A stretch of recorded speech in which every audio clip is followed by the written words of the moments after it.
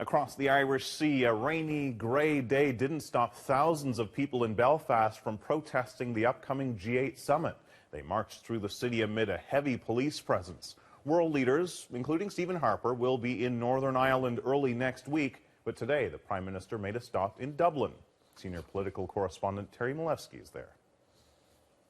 Well, Prime Minister Harper is now halfway through his European tour. He's done London and Paris. This weekend he is in Ireland on his way to the G8 summit next week, Monday and Tuesday, in Northern Ireland.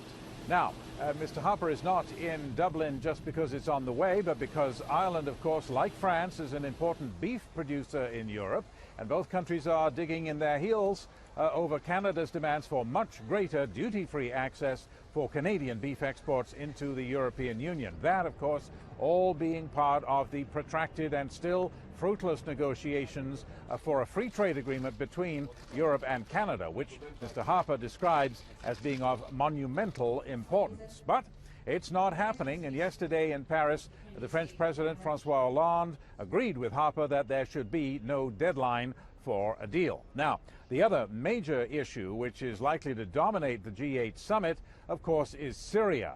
Now that the U.S. has agreed to supply small arms to the rebels, there's really no consensus on what, if anything, to do next. A no-fly zone, for example, and Russia's President Putin is obviously an obstacle to any consensus taking shape. Yesterday, again in Paris, President Hollande spoke up for what he called military pressure on Syria. Mr. Harper, though, was much more cautious, merely expressing concern.